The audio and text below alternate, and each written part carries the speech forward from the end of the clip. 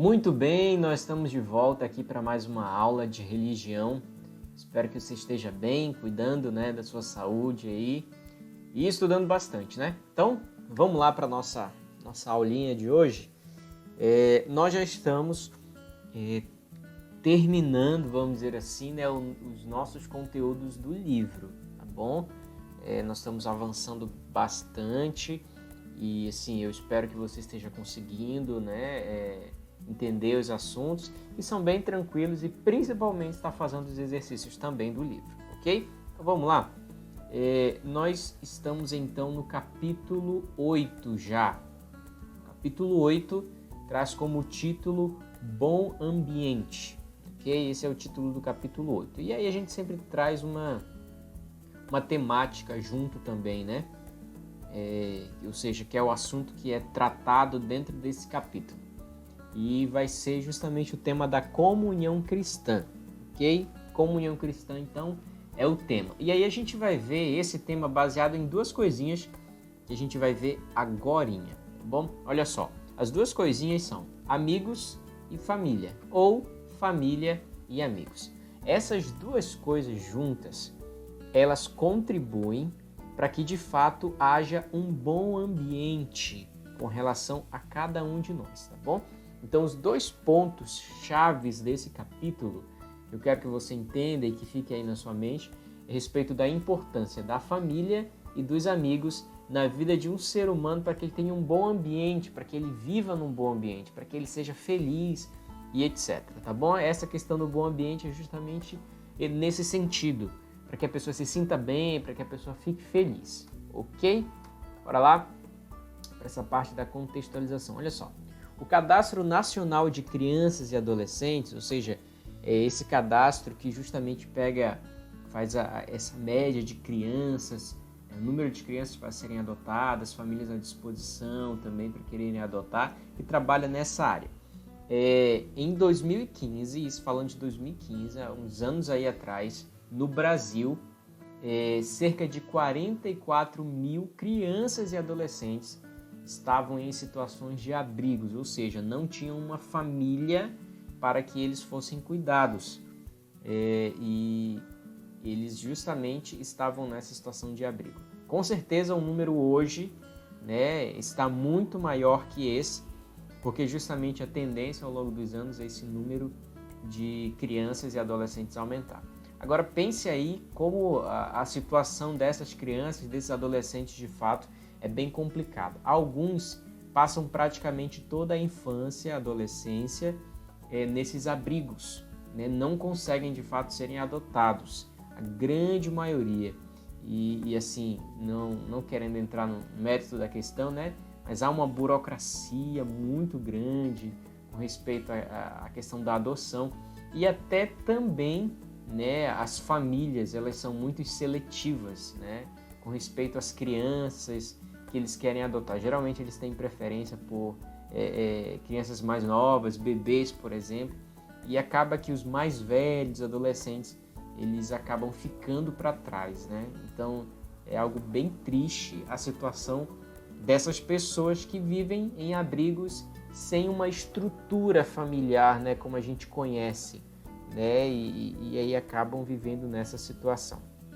E olha só que interessante, essa mulher aqui, ó, Judith Harris, ela diz que a respeito da nossa vida, do nosso comportamento, 50% da nossa, de como nós iremos ser, depende da nossa genética, tá bom? Da estrutura que nós temos, das coisas que nós herdamos. Mas 50% do que nós vamos ser, ela depende do meio em que a gente vive. Então, assim, 50-50, por exemplo, se a sua família, os seus pais e tal, tem uma genética, vamos dizer assim, tendenciosa para o bem, para um bom caráter, para boas atitudes, você vai herdar um pouco disso, com certeza. Com certeza você vai herdar disso. Mas 50% daquilo que você vai ser não depende dos seus pais, da sua família, mas do meio em que você vive. Então, de fato, a sociedade onde nós somos criados, onde nós nos desenvolvemos, a educação que recebemos, os amigos que temos, né, a família, o meio em que a gente vive, isso vai determinar assim, a metade daquilo que nós seremos no futuro. Então, de fato, o ambiente em que nós vivemos, ele influencia muito naquilo que nós iremos ser. E com certeza você vai concordar comigo. Uma criança que cresce em um bom ambiente, a tendência dela ser uma boa pessoa no futuro é muito maior do que uma criança que cresce em um ambiente onde não tem uma boa estrutura familiar, uma boa educação, uma boa direção. É assim, muito provável, né, que ela seja uma pessoa difícil, né, vamos usar assim, no futuro. Então, é por isso que essa questão do ambiente contribui muito na nossa formação, tá bom? Talvez você conheça alguém, né, ou já ouviu falar de alguém. É claro que não é uma regra. A criança cresceu num bom ambiente, então ela vai ser uma boa pessoa. Não, não é uma regra, né? Há, de fato, pessoas que fogem, né, a essa probabilidade, mas, né, a proporção de que isso vai acontecer é muito maior. Então, a gente vê justamente isso. Ok? Vamos seguir então. Olha só. Então, pegando essas duas coisinhas importantes que eu falei para você, né? Questão da família e dos amigos, a gente tem alguns exemplos aqui que a gente vai seguir, tá bom? Só para a gente ilustrar a importância da família e dos amigos na nossa vida. A primeira história que a gente vê na Bíblia é a história de Noemi e Ruth, falando a respeito da importância da família. E a segunda história é justamente a de Davi e Jonatas, que é uma história até mais um pouquinho conhecida, que fala a respeito da amizade, da importância da amizade. Então a gente vai exemplificar esses dois pontos importantes, família e amigos, nessas duas histórias, ok? Vamos então para a primeira história, Noemi e Ruth. Essa história, ela se encontra no Antigo Testamento, tá bom? Num livro que leva justamente o nome de Ruth, ok? Noemi, ela era uma mulher, né, da época ali, que não morava em Israel, mas ela era israelita. E ela tinha marido e 2 filhos. Justamente esses 2 filhos dela casaram. Um casou com Ruth e outro casou com uma outra mulher que se chamava Orfa, tá bom? Essas 2 mulheres, essas 3 mulheres, na verdade, elas passaram por momentos difíceis na vida dela. Porque a história conta de que o marido de Noemi morreu e logo depois os filhos de Noemi morreram. Ou seja, ficaram as 3 sem maridos, né? E Noemi ficou justamente também sem o marido e sem filhos. O que acontecia?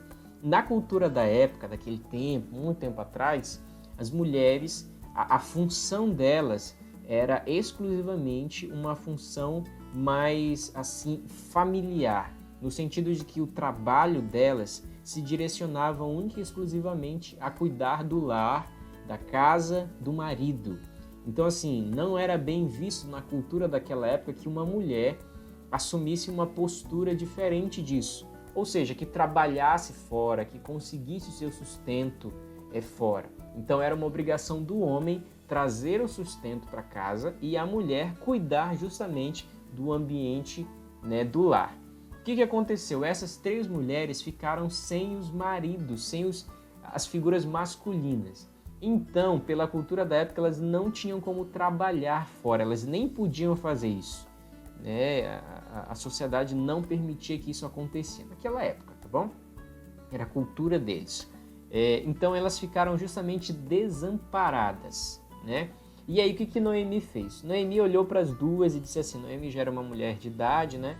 E disse assim para as 2, olha, vocês são novas ainda, e vocês têm um futuro todo pela frente. Vocês podem casar novamente e tal. Vocês podem construir uma outra família. Então voltem para os lares de vocês. Voltem para a casa dos pais de vocês. E reconstruam a vida de vocês. Então Noemi, de fato, né, olhou justamente para a situação daquelas 2 moças. Só que o interessante é que Ruth, ela não abandonou Noemi. E tem até uma frase bem interessante que está escrito lá em Ruth capítulo 1, verso 16. Ruth disse para Noemi, disse assim, olha, eu não vou te deixar de jeito nenhum. O seu povo será o meu povo e o seu Deus será o meu Deus. Ou seja, Ruth estava disposta a ficar com Noemi, né, para toda a vida dela, ou seja, cuidar de Noemi. Então, a família de fato foi o amparo para aquela mulher que já era uma mulher de idade, que não poderia trabalhar, né, que não conseguiria ter o sustento. E a gente pode imaginar, né, se Ruth também fosse embora e Noemi ficasse sozinha, ela ficaria totalmente desamparada e a gente não sabe o que iria acontecer com ela.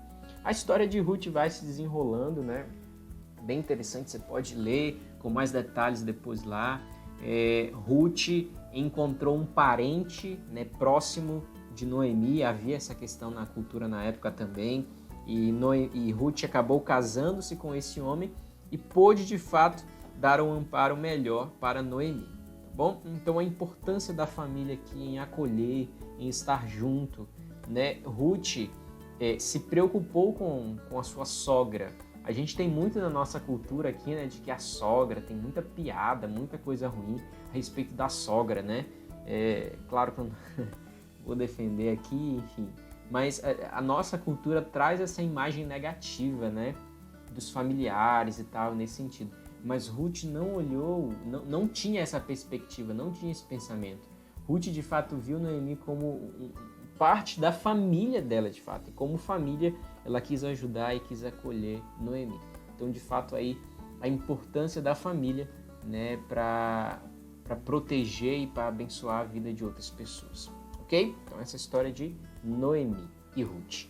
A outra história aqui para exemplificar a questão da amizade agora, Davi e Jonatas. Talvez uma das histórias mais legais a respeito de amizade. A gente tem muitas histórias na Bíblia sobre amizade, mas particularmente eu gosto muito dessa. Eu acho que é uma das maiores histórias de amizade que a gente pode encontrar aqui, é justamente a história de Davi e Jonatas. Interessante é que Jonatas, ele era filho de Saul. Saul era o rei, foi o primeiro rei de Israel. Davi, ele se tornou rei de Israel. Mas Davi, ele veio para justamente substituir Saul. Aconteceram alguns problemas e tal, e de fato Deus não aprovava o reinado de Saul. Então Deus iria tirar Saul do trono e colocar Davi. É claro que Saul não ia aceitar isso de bom grado, né? Então Davi acabou se tornando o inimigo de Saul, né? E Jonatas era justamente filho dele, filho de Saul. Então, assim, Jonatas não se importou com todas essas questões políticas e tal que estavam em jogo. E até interessante é que Jonatas defendia Davi, defendia até diante do seu pai. Há vários momentos assim bem tensos em que Jonatas mostrou que de fato ele era amigo mesmo, amigo de Davi, e Davi também era amigo de Jonatas também. Então é uma história bem interessante. Você pode acompanhar essa história no livro de 1 Samuel. Mas tem um texto aqui que eu destaquei no livro de 2 Samuel, capítulo 1, verso 26. Davi falando a respeito de Jonatas. Ele diz assim: meu irmão Jonatas, como eu o estimava. Aconteceram, o desenrolar da história deles é um pouquinho triste, porque de fato Jonatas acaba morrendo em uma guerra, e esse verso que a gente leu aqui é justamente nesse contexto. Davi dizendo palavras, né, depois da morte de Jonatas, depois que ele soube da morte de Jonatas, e mostrando que de fato ele estimava muito, ele amava, era um amor que ele tinha por Jonatas. Há pessoas hoje na nossa sociedade que são muito, vamos dizer assim, cabeça meio fechada com essa relação. Diz assim: Davi e Jonatas, eles não eram só amigos, não, tinha alguma coisa a mais. Parece que é assim, né, gente? As pessoas são muito preconceituosas. Por exemplo, não podem ver um amigo, né, demonstrando um carinho a mais, de fato um cuidado a mais, que já tem um pensamento errado a respeito disso. Então, a relação de Davi e de Jonatas mesmo era amizade. Eles se amavam. Eu gosto de pensar justamente isso. Eles se amavam. Eram amigos que se amavam, né? A gente é meio fechado, né? A gente é meio bloqueado para essas coisas. Eu não sei se você tem coragem de dizer para um amigo que você ama. Talvez para as meninas sejam mais fáceis ou não, para os meninos talvez seja mais difícil, mas a amizade deles era algo verdadeiro, era algo de coração mesmo, da qual eles tinham. Então, de fato, é um exemplo de amizade. e um apoiou o outro em situações difíceis. Davi, especialmente, foi muito apoiado por Jonatas. A história deles é muito interessante. Ok? Olha só. Então, a importância do lar. Tem três coisinhas aqui que eu quero destacar para vocês. Olha só. Deus abençoou algumas coisinhas no início, na criação, antes de haver o pecado. Foi justamente a união do casal, né? O lar que foi estabelecido ali no Éden. Antes mesmo do pecado, Deus já constituiu a primeira família, o primeiro lar, ou seja, Adão e Eva. E disse para eles crescerem, se multiplicarem, né? Encher a terra e aquele negócio todo. E eles seriam muito felizes nesse sentido. Então, antes mesmo do pecado, Deus já abençoou o ser humano com a instituição da família. É por isso que hoje a família também é algo muito importante. A gente tem que prezar pela família. Há vários movimentos aí fora que querem justamente derrubar a questão do lar, da família, e a gente precisa de fato entender que a família tem uma importância muito grande, não só para o cenário bíblico, mas para a nossa vida, tá bom? E aí tem alguns pontos também, ó. Por exemplo, Deus dá algumas orientações. Em Êxodo, capítulo 20, verso 12, tem um mandamento de que os filhos devem honrar os pais, ou seja, respeitar, cuidar dos pais, justamente ter um cuidado especial nisso. E também a responsabilidade dos pais com relação aos filhos, né, de tratar bem os filhos, não irritar os filhos, né, não provocar os filhos, mas de fato tratá-los bem. Ambos têm o seu papel, né, nessa relação, ok? E também tem a importância da amizade. Tem alguns pontos aqui que a gente pode levantar com relação à amizade, né? Uma amizade verdadeira, ela tem que ter transparência, tem que ter sinceridade, né? Há muito essa questão de amizades falsas, amizades por interesse, e de fato isso não é uma amizade verdadeira. Então a amizade, ela tem que ter transparência. A amizade que a Bíblia fala que é ideal para nosso crescimento é uma amizade com transparência, com sinceridade, tá bom? Gentileza também, né? A gente precisa não só receber benefícios da amizade, mas também estar dispostos a trazer e a abençoar a vida dos nossos amigos também, né? Não é só vem a nós, né? Tem gente que quer só que os amigos ajudem, que os amigos abençoem, que os amigos façam tudo por ele, mas a pessoa não faz nada pelo outro. Então tem que ter a gentileza também de fazer algo pelos outros, também. Tem que ser agradável, né? Eu pelo menos não gosto de estar perto de pessoas desagradáveis. Estão mal-humorados o tempo todo, que te tratam mal o tempo todo. Isso não é característica de uma amizade verdadeira.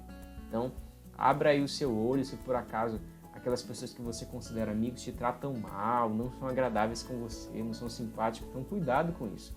A amizade verdadeira é uma amizade que demonstra, né, justamente esse carinho, né, uma pessoa que é agradável, que fala direito com você, que cuida de você, que te trata bem. Isso é muito importante para a amizade. Ser empático, empatia, você sabe que é se colocar no lugar do outro, né? É entender a situação, é compreender a situação do outro e se colocar no lugar do outro. Um amigo verdadeiro, ele faz isso. Se você for ver a história de Davi e Jonatas, muitas vezes Jonatas se colocou no lugar de Davi para entender Davi, para ver a situação que ele passava. Então, a verdadeira amizade tem essa característica também. E a responsabilidade. Um bom amigo, ele não conduz o seu amigo para caminhos errados. A gente cansa de ver aí amigos, né, colocar entre aspas aqui, que direcionam os seus amigos para caminhos ruins. Que amizade é essa? Que amizade é essa que direciona o amigo para algo ruim? Que influencia o amigo para coisas ruins? Isso não é amizade. Pode ser qualquer outra coisa, mas não é amizade, porque um amigo verdadeiro, ele direciona a pessoa que né, faz parte do seu ciclo de amizade para coisas boas e não para coisas ruins, ok? Eu quero encerrar com essa frase aqui, ó, de João capítulo 15, verso 15, diz assim, ó: já não os chamo servos, porque o servo não sabe o que o seu senhor faz. Em vez disso, eu os tenho chamado amigos. Jesus foi quem disse essa frase para os seus discípulos. Jesus queria não só uma relação com eles de mestre e de discípulos, não, Jesus queria uma relação de amizade, de família. Jesus queria estabelecer esses laços com ele, para que de fato os seus discípulos não somente o obedecessem, mas o amassem também, tá bom? Então que esses pontos que a gente levantou aqui, que essa aula possa de fato nos mostrar e nos fazer cada dia mais dar valor àquilo que nós temos. Olha para a família que você tem, né? Talvez não seja a família perfeita, e a gente sabe que não existe esse negócio de família perfeita, né? Toda família tem os seus defeitos, as suas brigas, mas que bênção, porque nós temos a nossa família. Talvez a sua família seja só o seu pai ou só a sua mãe, né? Talvez você tenha poucos irmãos, não sei. Mas que bênção você ter a sua família do jeito que ela é, porque com certeza foi Deus que te colocou ali, né? Foi Deus que te deu essa oportunidade de conviver com essas pessoas. Então valorize a sua família, valorize os seus pais, cuide deles, dos seus irmãos. Eu sei que às vezes a gente briga muito com os irmãos, né? Mas valorize e ame cada vez mais os seus irmãos e sinta-se feliz por você ter uma família. Quantas e quantas pessoas, né, adolescentes, jovens, não têm uma estrutura familiar. Então valorize a família que você tem. E valorize também os seus amigos, tá bom? Valorize também os seus amigos. Às vezes a gente vive nesse mundo virtual, né? A gente tem 500, 1.000, 3.000 pessoas no Facebook, no Instagram e tal, que são considerados amigos, né? Mas que talvez assim não são amigos próximos. Há quem diga que os verdadeiros amigos a gente consegue contar nos dedos das mãos. São esses, de fato, os nossos amigos próximos. Então valorize essas amizades que você tem, seja cuidadoso com eles, diga que você os ama, diga que você louva o nome de Deus pela amizade que você tem com eles. Então valorize a família e os amigos. Eu tenho certeza que você vai crescer como ser humano e Deus vai te abençoar muito, tá bom? Fique com Deus, obrigado aí pela sua atenção na nossa aula e que cada dia mais, de fato, a gente possa crescer. Eu quero orar com você, pode ser? Para a gente encerrar aqui a nossa aula? Então feche aí seus olhos, vamos falar com Deus. Oremos. Querido Senhor, obrigado por esse momento que tivemos, obrigado por essa aula, que de fato possamos valorizar a nossa família e também valorizar os amigos que temos, Senhor. Nos abençoe e que cada dia mais aprendamos mais a respeito de Ti e cresçamos contigo. Essa é a nossa oração, em nome de Jesus. Amém. Que Deus te abençoe, tá bom? E até a nossa próxima semana. Fica com Deus. Valeu.